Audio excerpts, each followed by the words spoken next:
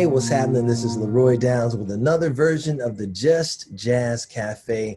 As you know, man, we stretch out and talk to all these interesting musicians and people and this jazz music that just brings our life alive. Today, we're going to talk about a film about Dave Grusin, Not Enough Time. And I have with me the producers of the film, Mr. John Rangel and Miss Barbara Bentry. Hey, guys. Hey, Hey, Leroy, how are you? I'm nice to beautiful. see you. I'm great. What's happening, guys? Last time we saw you was at the Monterey Jazz Festival. Thank you so much. Ladies and gentlemen, how about it for Mr. Dave Grusin? Dave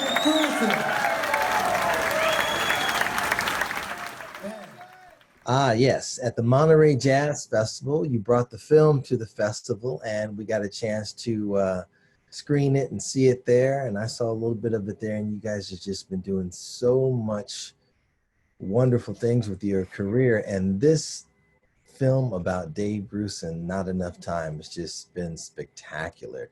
Tell me about the journey of taking the film all over the world and some of the awards that you're winning. Well, it's been about a year now, year and a half, I guess, that we've been out touring with the film. We started out at the Montreux Jazz Festival, which was really great. And then we did the Monterey Jazz Festival and other festivals. A couple times we had Dave Grusin with us doing a piano concert, which was really awesome. And then we've just been on the circuit and probably been in about 18 festivals, I think, and won 7 or 8 awards now. So it's been really, really fun. It's been a journey, like you said, and the fun part is just being amongst our peers and seeing our like yourself, seeing you at the Monterey Jazz Festival. So it's like, oh, by the way, we're with this film, and just a whole different kind of relationship with the business, if you will, and just it's I mean, the best part about it is Dave's just such an awesome musician, such an awesome producer, such an awesome piano player, and it's just been the best part is just really getting to know him on a deeply personal level, and that journey has just expanded to just an incredible amount of people that have come into our lives because of that. So the journey has just been really, really wonderful and enriching. Well, let's talk about the beginning of that journey. I'd love to know how you got together with Dave. What was that first initial um, introduction, and how did it become that you got a chance to follow him around the world and do a documentary about him? We had this wonderful thing where I had met him, I had given him my CD years ago, and he had heard it, and then I had just kind of bumped into him. I was working on this project. I was recording Well Tempered Clavier, and Dave was talking to my friend Bruce, who was next door, and we were like, "Hey, what's going on?" And he goes, "Oh, I've been listening to your CD," and I'm like, "You have?" I was really impressed by that. And then so we just became friends, and I said, "Hey, come over to our studio. We were doing this Well Tempered Clavier project," and he sat down and played our Steingraber piano we had in the studio, and he was all, like it was interesting, and it was tuned to Well Tempered tuning. So that was the first time I actually really sat down with him and started getting to know him. Started thinking about Dave and think, yeah, I wonder if anyone's ever done a, documentary on Dave. I don't seem to recall anything. I mean, I've seen a lot of live footage of him playing, but we're just talking, and so anyway, we wound up driving through Montana and going. I had his phone number, and we just said, "Hey, Dave, we're driving through Montana. I mean, can we stop by and just have a coffee or something?" He's like, "Well, come stay for." We're like, "Well, okay." So we started talking to Dave on his ranch in Montana and just said, "Has anyone ever done a documentary?" And Dave's first response was, "No one would be interested." And and it was just, and I was sort of shocked, and I'm thinking, well, I'm interested, and I bet there's a lot of other people that would be. And so we kept talking, and so wound up being like probably 6 months, and finally Barbara wore him down with her persistence, and It was really his wife, Nan, who was instrumental in that she said, Dave, if you don't let these two people who are friends of yours and musicians do this film about Dave, about him, you know, then someone else is going to do it, and you're not going to have any input at all or even know about it. And so I think that was the final thing that made him say, yeah, you know, better to kind of be around and see it than have people do it later and turn it into some expose or something. Right. So anyway, we kind of created the rules of the game and basically established like what we were going to cover, what we weren't going to cover, and then we started shooting in Santa Fe. Actually, no, our first shoot was actually in LA. One of our subjects was his music supervisor, Elsa Blankstead, who was wonderful. Editor, music editor. Music editor, I'm sorry. And she, I think at the time, was 96 years old. And Nan said, "You got to go get You Elsa." got to go get Elsa right now. We're like, boom, we drove to LA and, you know, recorded her. So she was actually our first interview, and it turned out to be like wonderful. We got so much good stuff on her. But then we did a shoot in Santa Fe with Dave, and actually, I think we did like 3 days of shooting him, and learned a lot of, you know, he kind of like put a bunch of clues up, you know, that and discussed all these different things that we didn't have any idea about in a way, and so started thinking, well, who else now should we talk to? And so then we started this sort of path. I think that was 2000 or 2017 or something. Mm-hmm. Was it? Or 2016, I think. yeah. Yeah. That's like March of 2016, I think, was our first shoot. So, you know, here we are. But it was great too. I mean, Nan was also helpful in coming up with names of, you know, people that are kind of near and dear to Dave and certainly famous people, which was really helpful. And she made some of the tough calls and across the board, it didn't matter who it was. They said where, when, no problem, unless they were on tour or something like that. But everybody just dropped everything because they wanted to be a part of it so much and pay tribute to Dave, you know. So that really speaks a lot.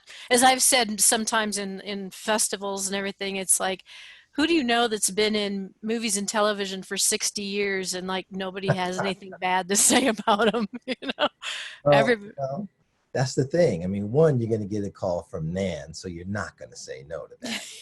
but but two, it's Dave Grusin. I mean, he's a lovely human. You know, you show in the film how he spent time with his daughters, his family, and around nature. He loves to fish. So this tells you this is just part of the man that many people don't know. It's a great to explore that part of him and explore the nature and just, you know, his first in 1962, he started out with Andy Williams, man. I'm like, do you guys have stories about how that initial thing started? Because it looks like that set the career off. Yeah, Yeah. pretty much. And that was his first time doing that first record he did, was his first time working with Quincy Jones. So it's kind of like, you know, magic moments, you know, synchronicity, everything just coming together. And it just was really an extraordinary moment in Dave's life and his career, really, was that magical record. He Well, had a friend from college that set him up with an audition for Andy. Andy was looking for someone to go out on the road with him and to manage the band and do charts and everything like that. And so Dave auditioned and he got the job. And then when Andy got the TV show, Dave went with him just as the pianist to be in the band. And then the music director quit, or I guess, and then all of a sudden Dave became the director of the band. I mean, he was only in his 20s, right? I mean, he was just a kid and he was directing the NBC orchestra and, you know, working on this show that I don't know if you ever watched it, Lee, but I mean, the Andy Williams show had every single artist that was happening. I mean, it was Ray Charles, it was, you know, Julie Andrews, it was Pearl Bailey, it was Judy Garland, it was, I mean, anybody who was anybody was on that show. And that was Dave's first job. And he was doing like 3 arrangements a week and putting them in front of the band, and the band was telling him, you can't do that, you know. I mean, it was an amazing training for him. He had a bunch of Rangers on that show, which was Yeah. really amazing. Marty Paich, Johnny Mandel, you know, just the best in the business who critiqued Dave's work and really showed him the ropes, so to speak. And it was just amazing training, you know. Well, I mean, that seems to be how it is for most musicians. You're really going to thrive when you get thrown in the water. You're going to either sink or swim. And to Yeah. have a beautiful opportunity like that set him up for his entire life, his entire career in music, man. So much. And Well, I think that the thing that's really great about the film too is that there's a lot of remembering of another time in the music industry, in particular television music, and film music and the recording industry. It's like, it was a time when a lot of musicians were working a lot and playing music. I mean, every network had their own orchestra. So there was like, 100 guys in Hollywood that had 40-hour-a-week jobs where they were just cranking out the music on these variety shows. You don't have variety shows really anymore. And just incredible lifestyle where they're doing these TV shows, and then other times they're doing sessions, and guys were doing 2 3 sessions a day and just playing a lot of music yeah, with each other live. that was a good time. I mean, there were a lot of television shows, there were a lot of Hmm. cartoons to compose music to. I mean, there was a lot going on back in the studio in those days. So definitely Right. the place to be at that time. Yes. Well, I mean, let's talk about you. You guys are natural storytellers. John, fantastic pianist yourself. And of course, I've got to tell the world that I was raised by John Rangel, man. And thanks for letting me hang out. When I was young, you just let me follow you around and learn the music, man. And Oh so man. I really appreciate that, man. I mean, both of us were really in a special time in Leimert Park and the whole LA jazz scene. To me, that was just a special moment.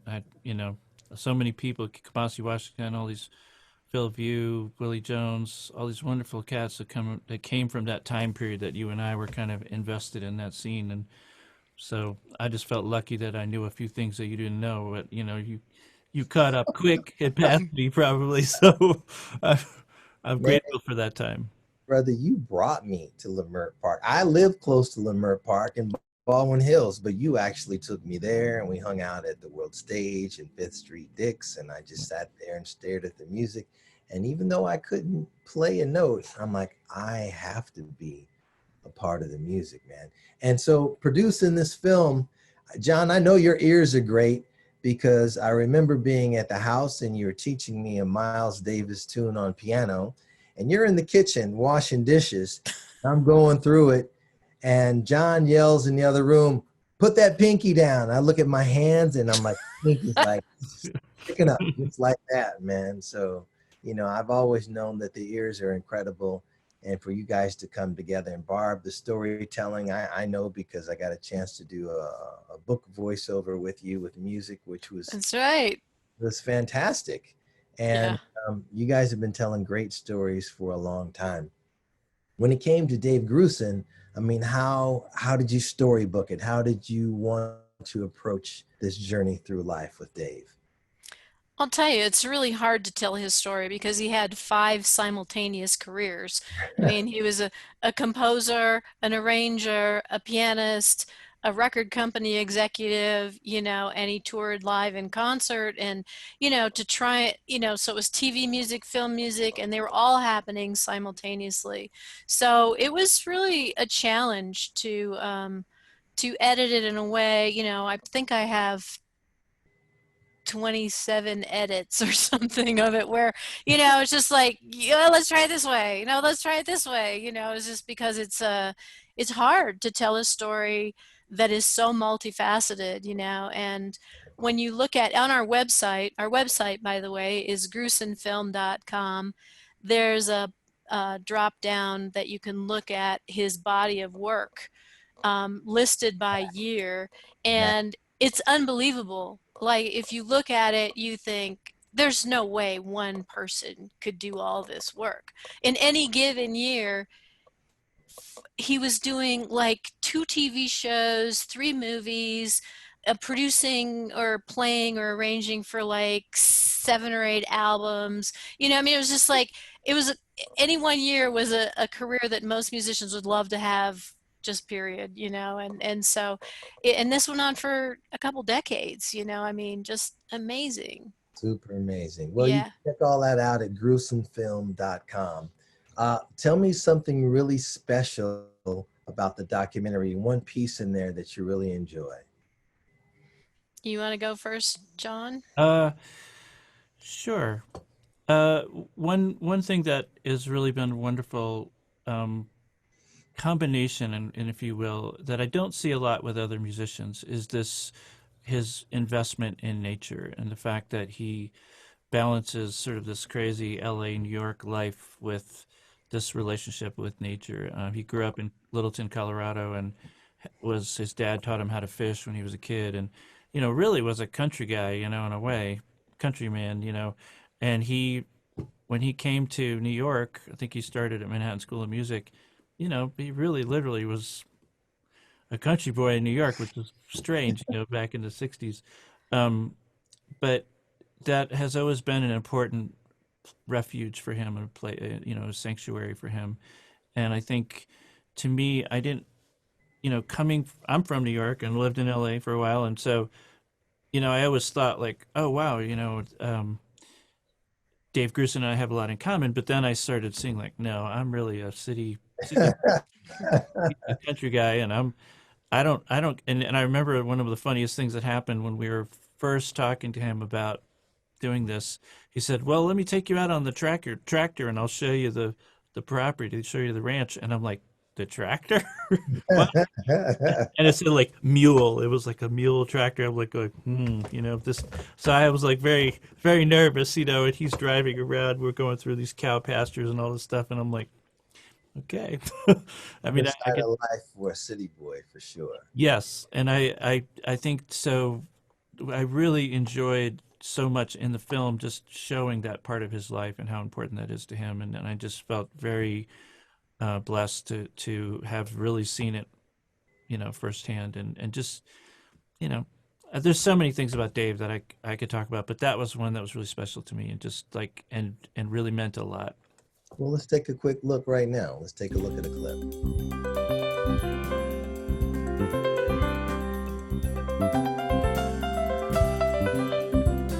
Dave is just one of my favorite human beings on this planet. That's Dave Grusin. And it was like talking about a kind of godlike figure in the world of music.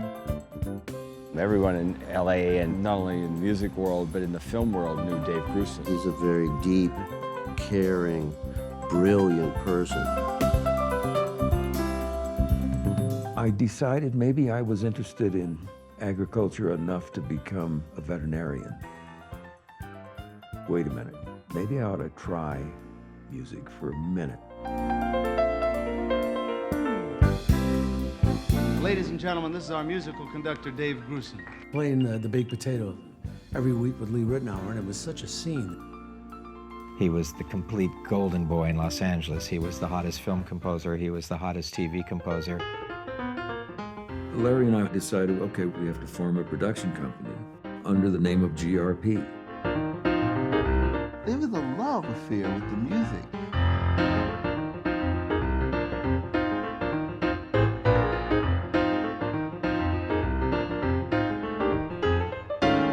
Wow, man. I mean, yeah, the nature, the fishing, everything you were talking about is right there. I got a chance to see the film as well, man. And that's one of the things that I remember about Dave Grusin is how he's immersed in nature. And then the next thing you see, he's immersed in the studio with all these guys and orchestrating all of this great music, I think that was something that was really a mission for us too, is that to portray that part of himself in this film.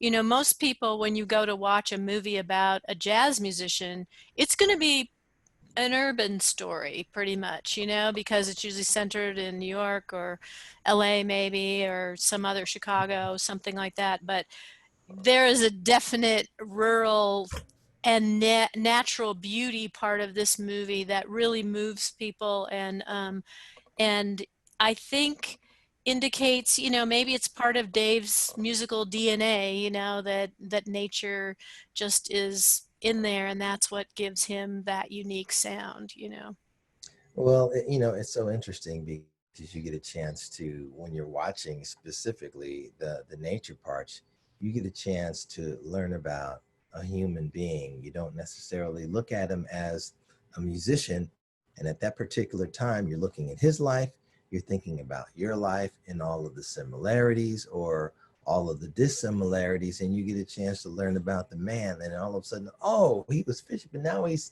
out doing music. I mean, 80 Grammy nominations, that's ridiculous over a life career, man. I mean, obviously Grammys don't necessarily, rate you on who you are. But in terms of Dave, tell us about the man. I mean, there are other people like, Quincy Jones and some other producers. What gives Dave his magic? What makes this sweet man so special in the industry that, that nobody in a million years have had one wrong thing to say about him? Well, can I speak to that, Barb? Do you mind if I? Yeah, go for it. One of my favorite experiences recently was working with him on that "Keep on Keeping On" film that was about Clark Terry. It was a documentary on Clark Terry, and it's a fantastic film. And Dave did the underscoring to it, and he called me. He said, "Hey, John, this director had asked me to make some demos to send him. Of some of the music that I'm thinking about putting in the underscoring, and can you help me record the demos?" And yeah, what am I going to say? No, but of course I'm going to say yes. And so what he did was, we sat down and we chose some string sounds and played some piano stuff, and so I was just thinking like he knew what he was going to do. He had like a little sketch that he written out, and then he started going through these things, and they were like 10-second, 12-second cues. Well, I guess one would think like wouldn't take a lot of effort. Not Dave. It's like 3 hours later, he's going through and just every possible thing that he could make it better, he did, and he would just like he would search and get just the right pathway with these notes, and at the end of it, you just went, he does that all the time, doesn't he? He loves to arrange and just to sit. I mean, I at one point I was like, please don't ask me my opinion because everything sounds good, but I just wanted to sit there and just watch how his mind thinks, and just to see that kind of detail and that kind of care, with every note that he arranged. It's just extraordinary, and I was so impressed by that. That's the amount of time he took. Same thing with the West Side Story thing. He had this really wonderful concert. I think you were there in '97 when they did the West Side Story premiere, if you will. And he did there's a record, GRP record, and there was all West Side Story arrangements, and it's a fantastic concert. And actually, part of it's in our film, which is cool. And but we had he got a call to do the 20th anniversary or whatever it was, a new concert, new version of it, and he had hired a band, but it was only 23 pieces instead of 40, which they had on the recording session. So he's like, hey, they want me to send parts to Switzerland. Can you help me with this? And I was like, sure, Dave, I'll help you with that. I never say no. Anytime he asks me, can I help? I'm like, yes, of course, like, love to help. And so he comes over and he hands these scores, and I start putting them all into Finale, and we, spend a lot of time just talking about stuff. And then, like, about halfway through, he shows up with, like, another stack. And I'm like, what's that? And he goes, well, I decided to reorchestrate some of this stuff. And I'm like, what? Are you kidding? And I was like, again, the guy cares so much about every single note and that was all for one concert. He was doing all that, right? Like a one-off. Like, you're kidding. And then I realized it's like that's just the way he is, man. There's so much care that he pours into every single note that he makes, and it's so inspiring to be around somebody like that. Even I'm pretty experienced, pretty good arranger, I think, but like, that just like made me go, wow, maybe I'm skipping over a few things too quick, and there's all these opportunities and chances you could really spend a little bit more time if you had the time.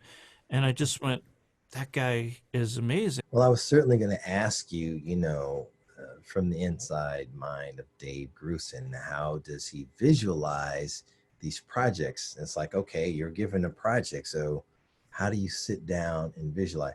Me myself, I'm a man of improvisation, and that's kind of what that's where I fire off of. This is highly produced music, and every sound has a specific meaning and direction, and it's all plotted out ahead of time. So, what is this vision? How does, when he approaches a project, how does he look at it? How does he see it? And obviously, you just told me how he attacks it, with intention. Well, there's a couple of examples in the film. Barb, do you want to tell us a little bit of what we discovered?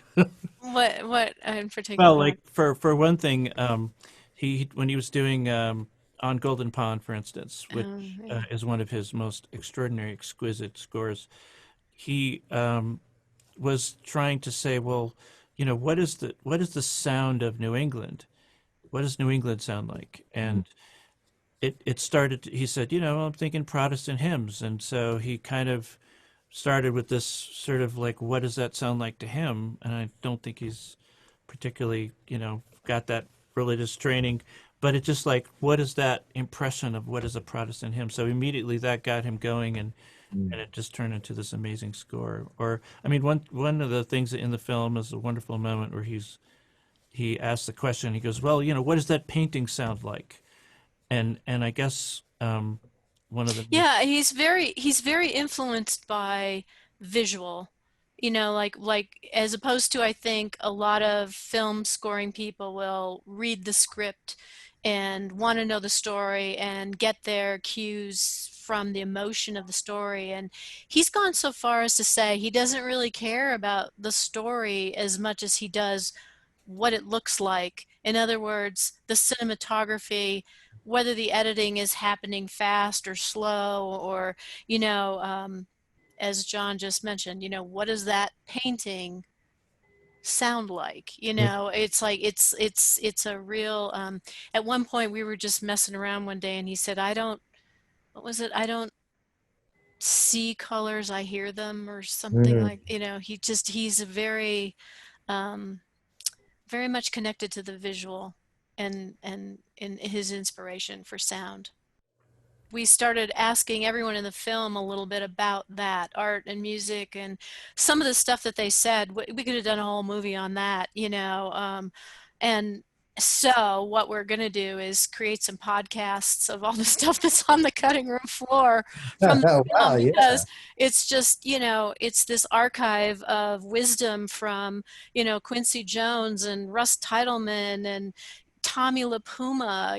I mean, we were Tommy LaPuma's last interview, before he passed on. And just, these are people that are like multiple record of the year producers, that we're sitting across from and having an opportunity to ask anything we wanted. So we asked a lot about Dave, and once that got, then we were like, okay, now let's ask him a whole bunch of stuff that we really want to know. We got some really juicy stories about, the music industry and but the evolution of the music industry the too. coolest thing about Tommy the Puma is that he's a real art collector, and in a way, Oh my goodness. they have amazing paintings in their houses, and that just, I think that's that connection, the visual and the auditory thing. There's something about that. Tommy's also a great, visualizer of music, and just, we're so lucky. I mean, honestly, so lucky to be able to sit and just have a tuna fish sandwich with him and talk stuff, and he was just wonderful. Yeah. And just, we'd get done with every interview, and John and I would, like, after the person left the room, we'd just be looking at each other like, We got can you it. believe that just happened? And in fact, I had a really hard time. We were at the Bergmans, Marilyn and Alan Bergman, at their house, and in their cute, I mean, it's just this very lovely little room. It's like a little womb almost, where they do all their writing. And, I'm a singer. I've sung their songs my whole career. And so to be sitting in the room where those songs were created and look over and there's a little spinet piano in the corner, and to know that all those songs that have moved me so deeply, I could hardly keep it together while I was, and when we finished, I was just, and same thing with Quincy Jones, it was just, it just, as musicians, it was so in overwhelming almost the thing that we were experiencing, and such a concentrated, I mean, it was just peak experience after peak experience. And just I hope that that's what we've brought to the film. At least people are telling us that, you know, that they're really getting it, you know. So Well, you occupied some really precious spaces that the world does not get a chance to get inside that bubble. And you know, you've seen some things from these artists, and they shared all of their warmth and love with you simply because, you know, you're talking about the one and only Dave Grusin, you know, and yeah, we're so grateful. One really awesome story was Marcus Miller describing his relationship with Dave. He played on Mountain Dance, which is one of Dave's breakout records, and I think he was like 17 or He was something. in high school. He was Yeah. in high school, and like, you know, a young Marcus Miller. And so Dave on that with that, Marcus told us the story. He said that they went to Japan with touring with that record, and it was his first time going to Japan was with Dave Grusin, and just had all these firsts with Dave. You know, it was kind of cool.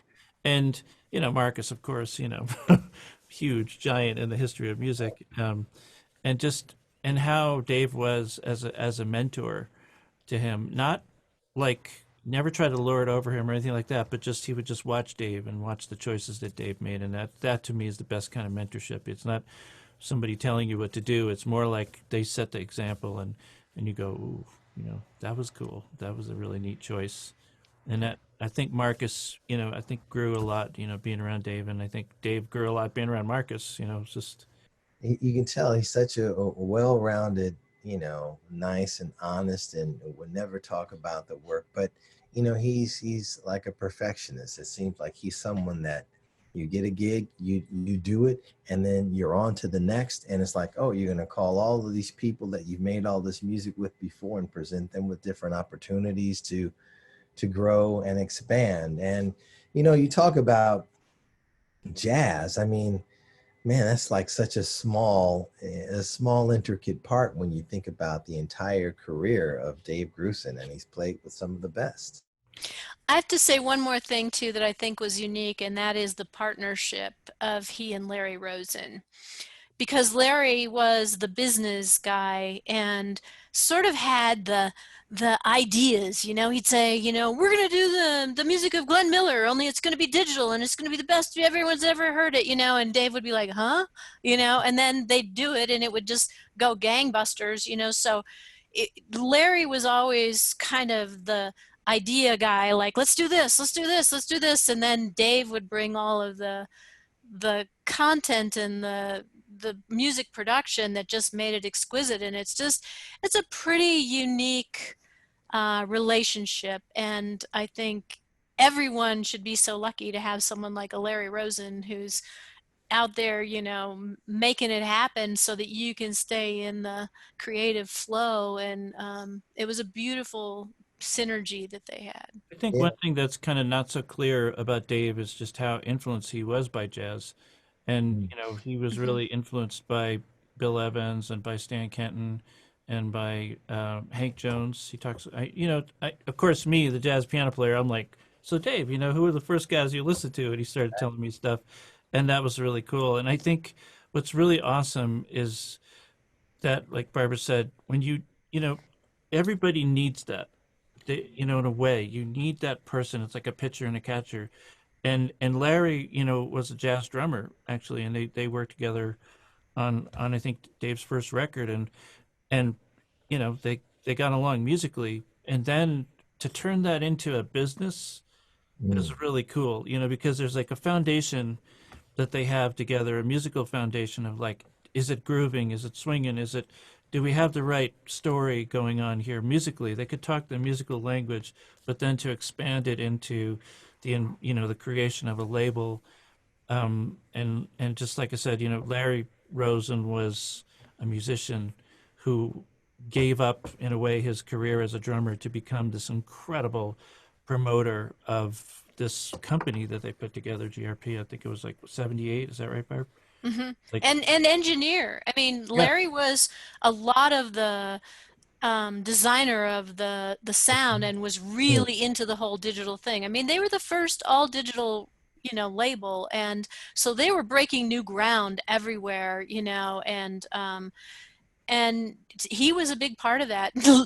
Dave told some funny stories about how, they used to run tape around the room at first, and their first, like it was before they had computers, and, just he was really into the science of sound and how to make it better. And that was really new for jazz records, for sure.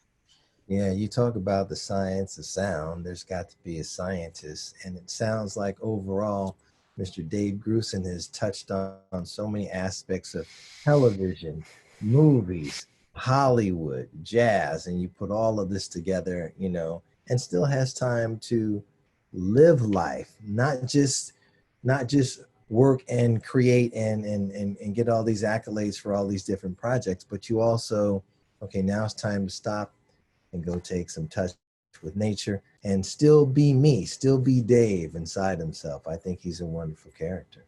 Yeah. He really is. Yeah, he's a special guy.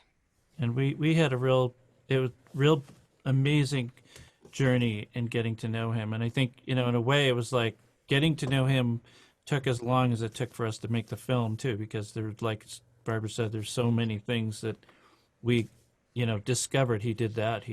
What? He played with, really? Like, are you serious? Like, and just, even Quincy Jones, like, of course I asked Quincy, I said, Quincy, who played on Sanford and Son? Because I was like, I love that. That's one of my favorite theme songs ever. He's like, yeah, Dave was on that, and I was like, cool. I can't believe it. So I was so excited about that. But stuff like that, he played on The Wiz too. I think he was on the. Yeah, and the soundtrack. I mean, he and Quincy were such good friends that they pulled each other in a lot on, on things, and that's a really beautiful friendship. I got to tell you, that was really sweet to discover.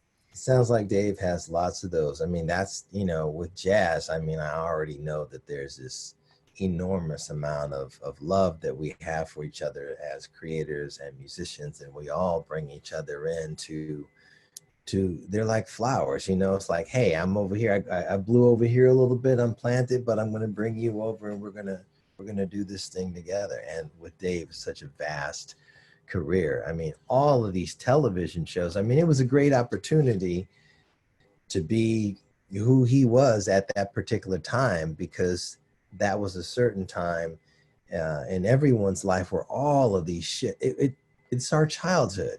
It's all of the things that we watched on TV, and TV was very influential back in the day. We watched all of these things, and whether we know it or not, those things are subliminally live inside of us. I mean, Right. Stanford Son's like, of course, I was just about to start whistling, the thing, because those things don't go away. They stay in some fragmented part of your mind. But all you have to do is mention a word, and you could pull it right up. Good Times. He did Good Times. Did Saint Yeah, Elsewhere. Saint Elsewhere. Ain't we Yeah, lucky we got them, right? Right. yeah. And it's weird because, that was the other thing that was so fun about this movie, is that realizing the things that exactly what you just said, that are a part of our genetics, if you will. I used to dance around the living room in, Austin, Minnesota to Sergio Mendes and stuff like that. And I just thought it was Sergio Mendes. Well, guess who did the arrangements for Sergio Mendes? Dave Grusin. So I've been listening to him all my life. I think Gidget, we all the have. TV show Gidget, Farmer's Daughter, all these things that I listened to as a kid. And I'm like, That was one of my favorite shows. yeah, it's crazy. You just go, I've been listening to this guy my whole life and I didn't even know it. And maybe that's, the cool thing. And I use that sometimes when I talk about the film. Millions of people all over the world are in love with Dave's music. They just don't know it, kind of They like don't we know didn't. it. It's a Yeah, part of yeah. the fabric, and they don't know it. The film is called Not Enough Time. Two beautiful producers here, Barbara Bentry, Mr. John Rangel. You guys are fantastic musicians, and you did a fantastic musician solid with this beautiful documentary. I suggest Thanks. we all see it. Where can we all go see the film? Right now, it's streaming through the Violet Crown Theater chain virtually, and it will always be on Vimeo VOD. My name is Leroy Downs, the Jazz Cat. We've had another wonderful time with two beautiful human beings who I love, dear friends of mine who produce a wonderful film. You got to go see it. Not enough time about the one and only Dave Grusin. Thanks again for tuning in to the Thanks, Just Jazz Lee. Cafe. Hey guys, thank you so much for being a part of this. Thanks, Leroy.